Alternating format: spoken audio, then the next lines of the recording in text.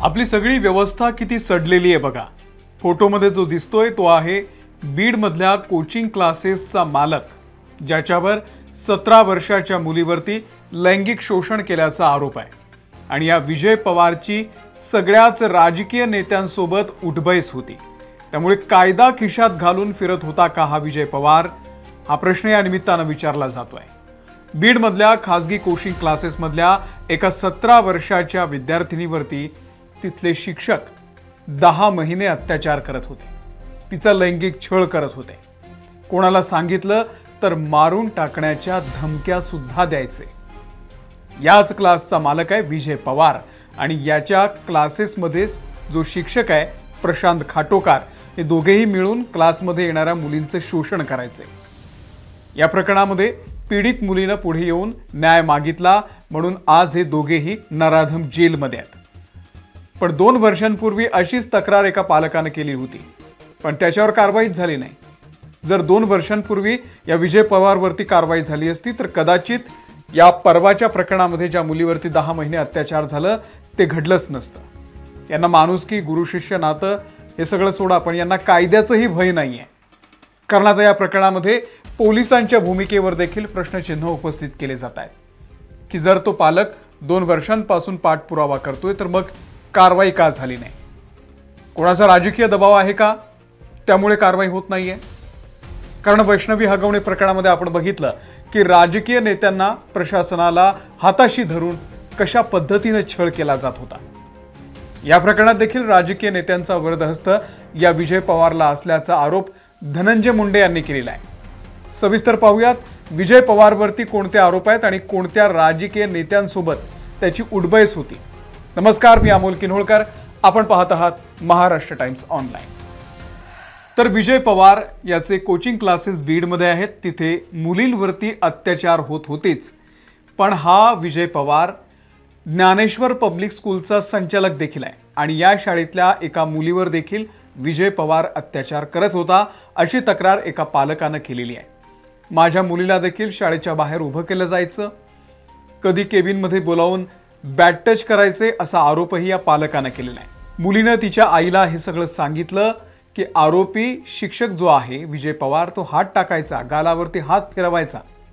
या सर्व प्रकरणात आता कारवाई व्हावी यासाठी संबंधित पालकाने गेल्या 2 वर्षांपासूनच या संदर्भातला पाठपुरावा केला, पण कारवाई झालीच नाहीये। परवा या 2 जणांवरती गुन्हे दाखल झाल्यानंतर पोलिसांनी आवाहन केलं होतं की असाच प्रकार जर कोणासोबत घडला असेल तर पुढे या, आणि त्यानुसार हे पालक आता पुढे आले। आता पोलीस या प्रकरणाचा देखील तपास करतायत, म्हणजे 2 वर्षांपासून किंवा कदाचित त्याही आधीपासून हा विजय पवार हेच काम करायचा। एवढी हिंमत याला आली कुठून? कारण याची उठबैस हे मोठ्या नेत्यांसोबत होती। कोणते नेते? बघा फोटो। राष्ट्रवादीचे नेते शरद पवार, राष्ट्रवादी शरद पवार गटाचे अध्यक्ष जयंत पाटील, राष्ट्रवादी शरद पवार गटाचे बीडचे खासदार बजरंग सोनावणे, राष्ट्रवादी शरद पवार गटाचे आमदार संदीप क्षीरसागर, मनोज जरांगे यांच्यासोबत जेवतानाचा फोटो आहे आणि इतरही 2 फोटो आहेत मनोज जरांगेंसोबतचे। एवढंच नाही तर मुंडे परिवारांसोबतचे देखील फोटो व्हायरल होत आहेत, ज्यामध्ये धनंजय मुंडे आहेत, पंकजा मुंडे आहेत, स्वर्गीय गोपीनाथ मुंडेंसोबतचे सुद्धा याचे फोटो आहेत। याचा अर्थ बऱ्याच वर्षांपासून विजय पवारनं राजकीय नेत्यांसोबत, सगळ्याच राजकीय नेत्यांसोबत संबंध जपून ठेवलेले होते आणि अशा मोठ्या राजकीय नेत्यांसोबत उठबैस असली की त्याचा गैरफायदा घेतला जातो। यातल्या कोणाचा विजय पवारवरती राजकीय वरदहस्त आहे का? त्याला ते वाचवतायत का? हा आमचा दावा नाहीये। धनंजय मुंडेंनी आरोप केलेले आहेत की संदीप क्षीरसागर यांचा हा खास माणूस आहे विजय पवार। ठीक आहे, पोलीस त्यामध्ये चौकशी करतील, सत्य बाहेर येईल, पण एवढ्या सगळ्या राजकारण्यांसोबत संबंध ठेवून हे नराधम विजय पवार सारखे आपलं राजकीय वजन वाढवतात आणि मग कायदा सुव्यवस्था खिशामध्ये घेऊन फिरतात। यांना कशाची भीती वाटत नाही। हे सगळेच नेते छत्रपती शिवाजी महाराजांचं नाव घेतात, मग असा अन्याय होत असताना शांत कसे बसतात? एका मुलीवरती अत्याचार होतो, तिचे कपडे काढले जातात, शिक्षक तिच्या शरीराचे लचके तोडतात, तिला जीवे मारण्याची धमकी देतात। 10 महिन्यांपासून हे सुरू होतं।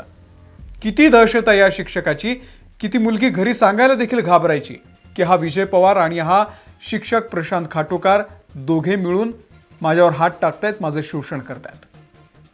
ज्या मुलीनं आता तक्रार केली आहे तिनं जे स्टेटमेंट लिहून दिलं ना ते इतकं भयानक आहे की ते आपण वाचूही शकत नाही. विजय पवार आणि प्रशांत खाटोकर हे दोघेही सध्या जेलमध्ये आहेत. जातीय रंगही या सगळ्या प्रकरणाला दिला जातोय. धनंजय मुंडे यांनी मागणी केली म्हणून लगेच मुख्यमंत्र्यांनी SIT स्थापनही केली.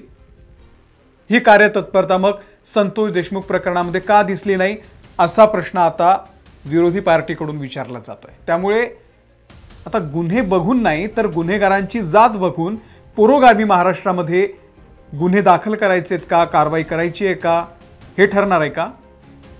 अनेक प्रश्न आहेत. मुख्यमंत्र्यांनी सांगितल्याप्रमाणे वरिष्ठ महिला अधिकाऱ्यांच्या अध्यक्षतेखाली SIT स्थापन करून सगळ्या अंगांना, राजकीय सामाजिक सगळ्या अंगाने याचा तपास होईल आणि या प्रकरणाची व्याप्ती आणखी मोठी असू शकते असं खुद्द मुख्यमंत्र्यांनी म्हटलेलं आहे. त्यामुळे आरोपी विजय पवार आणि दुसरा आरोपी प्रशांत खाटोकर या दोघांची तपास अधिकाऱ्यांनी सध्या कसून चौकशी सुरू केलेली आहे. दोघांच्या मोबाईलचे CDR काढण्याचं काम सुरू आहे आणि त्यातून या विजय पवारचे कोणासोबत राजकीय संबंध आहेत का, त्याला कोणी मदत करतंय का, हेही स्पष्ट होणार आहे. तुम्हाला या सगळ्या प्रकरणाबद्दल काय वाटतंय? विजय पवार हा राजकीय हितसंबंध जोपासत होता आणि त्या राजकीय वरदहस्तामुळे त्याला कायद्याचं भय राहिलं नव्हतं का? खरंच विजय पवारला राजकीय नेत्यांची साथ आहे का? कारण पोलिसांच्या कामावरती आता पीडित मुलीच्या पालकांनी देखील नाराजी व्यक्त केलेली आहे. त्यामुळे बघूयात SIT मधून नेमकं काय सत्य समोर येत आहे. या प्रकरणाबद्दल तुम्हीही तुमच्या प्रतिक्रिया कमेंट बॉक्समध्ये लिहा. या व्हिडिओमध्ये येथेच थांबतोय. आमच्या YouTube चॅनलला जर तुम्ही सबस्क्राईब केलेलं नसेल तर सबस्क्राईब करा आणि त्यासोबतच Insta आणि फेसबुकवरती सुद्धा आम्हाला फॉलो करा. धन्यवाद.